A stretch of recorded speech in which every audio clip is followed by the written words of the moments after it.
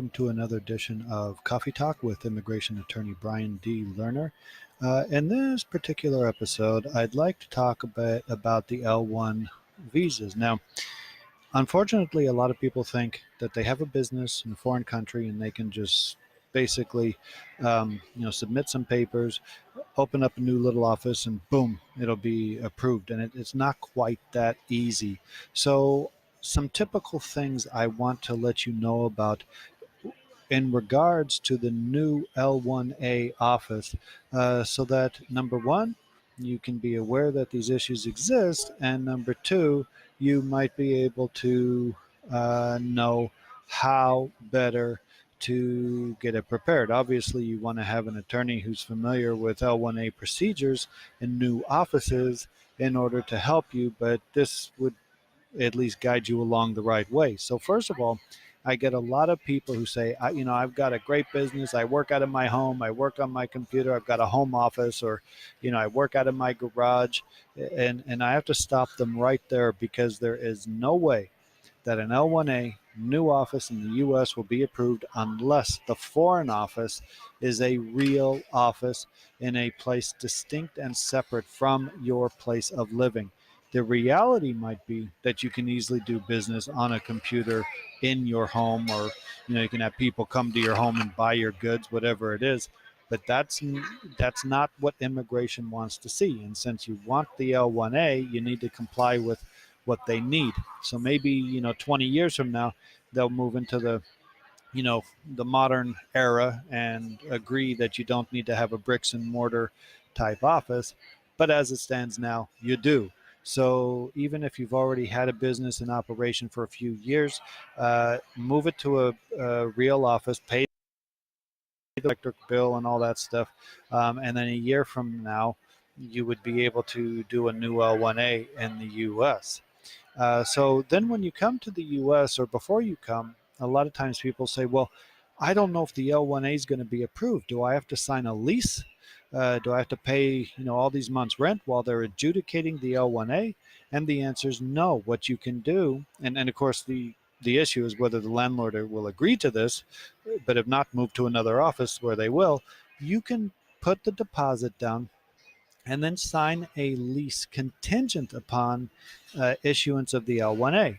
So only if the L-1A is actually approved will the lease begin, and will you have to start paying the monthly rent. And then, of course, if it's denied, theoretically, at least you should put in the lease that you get your deposit back.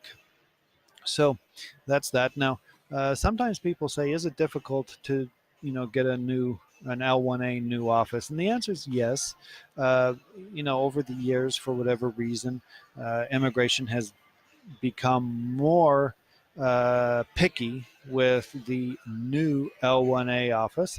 And so it just is a matter of preparing things with more detail. And, of course, we look at the case law and the decisions that have been made in the past, and we gear the preparation of the L-1A more as to what immigration might need in those particular cases. Of course, you need to define with specificity what kind of manager you're going to be, if you're going to be a manager. So, for example, if you're going to be a functional manager, where that means you will, for example, manage the marketing or the accounting or the finance areas rather than people themselves, that needs to be specifically defined. Otherwise, you will need to define and have a corporate chart of who exactly you are managing. Some people will ask, do you need to have a business plan? And the answer is, for the most part, yes. You must have a comprehensive 5-year business plan, so they will see all of the success you'll have, and it has charts and graphs and numbers and lines and everything going everywhere to show how it will expand within 5 years.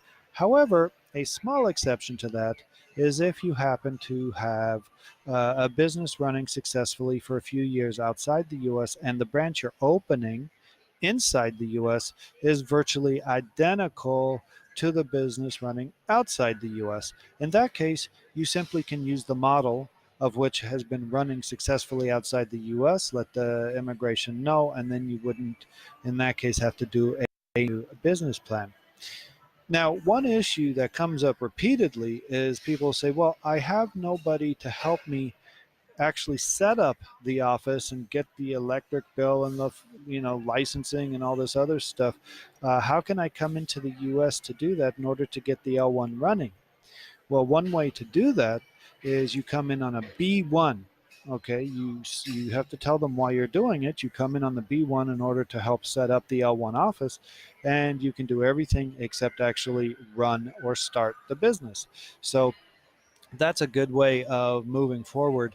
To If you don't have anybody in the US to help you, remember B1 to L1 to get the L1 started, and that should help.